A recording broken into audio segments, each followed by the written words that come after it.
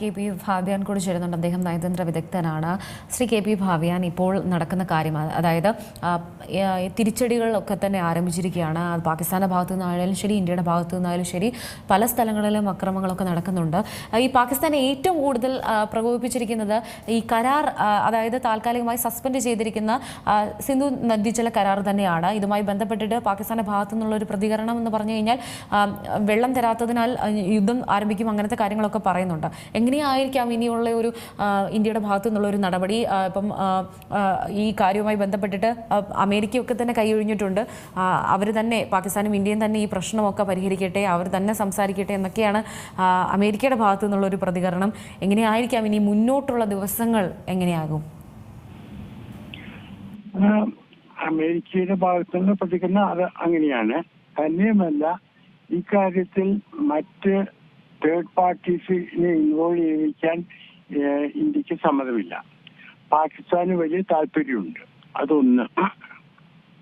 പക്ഷേ Indus water ട്രീറ്റിയെ പറ്റി ഒരു കാര്യം ഞാൻ പറയാൻ ആഗ്രഹിക്കുന്നു. ഇന്ത്യ അതിൽ നിന്ന് ഇതുവരെ പിന്മാറിയിട്ടില്ല. ഇന്ത്യ പറഞ്ഞത് അത് സസ്പെൻഡ് ചെയ്ത് വെച്ചിരിക്കുകയാണ്. എന്നത്തേക്ക് സസ്പെൻഡ് ചെയ്യുന്നു?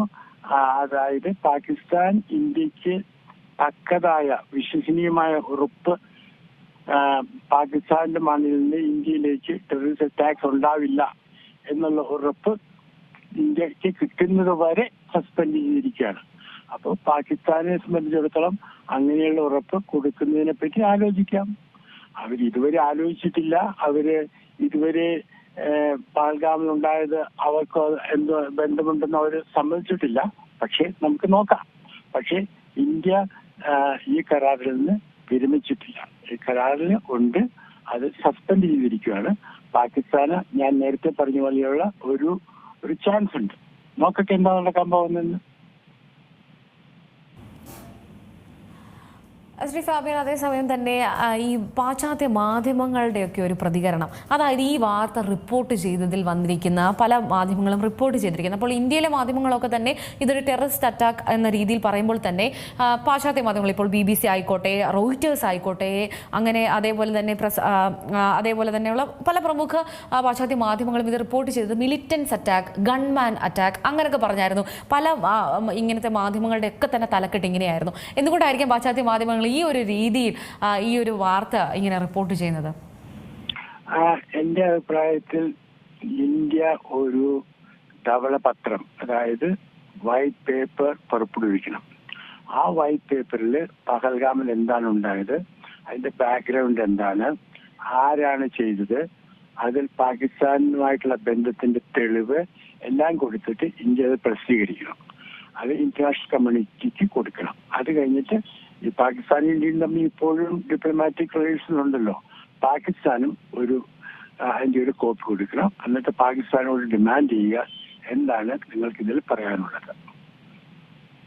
ഈ ഒരു പ്രശ്നം, അല്ലെങ്കിൽ ഇതൊരു യുദ്ധത്തിലേക്കൊക്കെ തന്നെ പോകാൻ ഉള്ളതാണ്. ഏതായാലും ഇന്ത്യ ഒരു കാരണവശാലും ഈ ഒരു കരാർ, അല്ലെങ്കിൽ ഇത് ഇപ്പോൾ സസ്പെൻഡ് ചെയ്തിരിക്കുന്നത് മാറ്റാൻ ഉള്ളൊരു സാധ്യതകളൊക്കെ ഉണ്ടോ?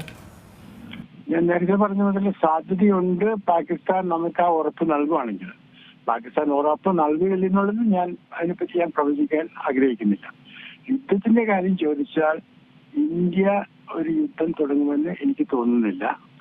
പാകിസ്ഥാനും ഒരു യുദ്ധം തുടങ്ങുമെന്ന് എനിക്ക് തോന്നുന്നില്ല. പക്ഷേ രണ്ട് രാജ്യങ്ങളും ഒരു യുദ്ധത്തിലേക്ക് സ്റ്റംബിൾ ചെയ്യാനുള്ള സാധ്യത ഇല്ലാതില്ല.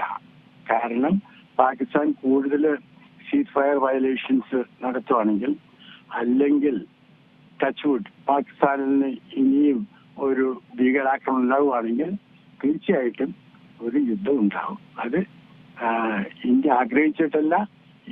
പക്ഷെ ഞാൻ നേരത്തെ പറഞ്ഞതുപോലെ രണ്ട് രാജ്യങ്ങൾ അത് സ്റ്റംബിൾ ചെയ്യുന്നതായിരിക്കും. അത് ഉണ്ടാവാതിരിക്കാൻ നമുക്ക് പ്രാർത്ഥിക്കാം. കാരണം ഒരു യുദ്ധം ഇന്ത്യക്ക് നല്ലതല്ല, പാകിസ്ഥാനും നല്ലതല്ല, ലോകത്തിനും നല്ലതല്ല. അതുകൊണ്ട് പ്രശ്നങ്ങളൊന്നും പരിഹരിക്കാൻ പോകുന്നില്ല. POK പിടിച്ചെടുക്കുമെന്നൊക്കെ, പാകിസ്ഥാൻ POK പിടിച്ചെടുക്കുമെന്നൊക്കെ ചിലർ ഡൽഹിയിൽ പറയുന്നുണ്ട്. അതൊന്നും നടക്കുന്ന കാര്യമല്ല.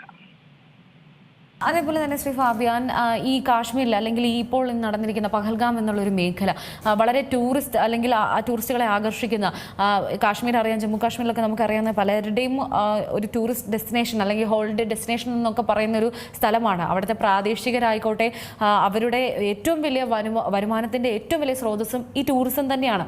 ആ പ്രദേശത്താണ് ഇങ്ങനെ ഒരു അക്രമം നടന്നത്. അപ്പോൾ ഇവിടെ എല്ലാം ചോദ്യം ചെയ്യപ്പെടുന്നിരിക്കുന്നത് അവിടുത്തെ സുരക്ഷ ചോദ്യം ചെയ്യുന്നുണ്ട്. അപ്പോൾ ഭാവിയിൽ ഈ പ്രദേശം വീണ്ടും ഇങ്ങനെ ഒരു ടൂറിസ്റ്റ് സ്പോട്ടായിട്ട് വീണ്ടും പഴയതുപോലെ ആകാനൊക്കെ എത്ര സമയമെടുക്കും? എങ്ങനെയായിരിക്കാം ഇനി ഈ മേഖലയുടെ ഇനി മുന്നോട്ടുള്ള ദിവസങ്ങൾ?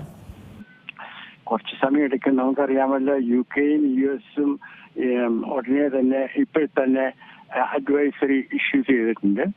നമ്മൾ മറ്റ് വിദേശ രാജ്യങ്ങൾ പറഞ്ഞിട്ടുണ്ട് ഈ അഡ്വൈസറി ഇതിന്റെ ആവശ്യമില്ലെന്ന്. പക്ഷേ എൻ്റെ അഭിപ്രായത്തിൽ വിദേശ രാജ്യങ്ങൾ അഡ്വൈസറി ഇഷ്യൂ ചെയ്യാനുള്ള സാധ്യതയുണ്ട്.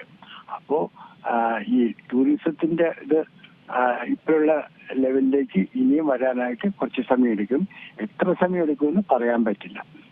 പക്ഷെ അത് നടക്കും. അത് ലെവലിലേക്ക് തിരികെ വരും തീർച്ചയായിട്ടും. ഏറ്റവും പുതിയ വാർത്തകളും വിശേഷങ്ങളും വിരൽ തുമ്പിലറിയാൻ സീ മലയാളം ന്യൂസ് എല്ലാ ഡിജിറ്റൽ പ്ലാറ്റ്ഫോമുകളിലും ലഭ്യം.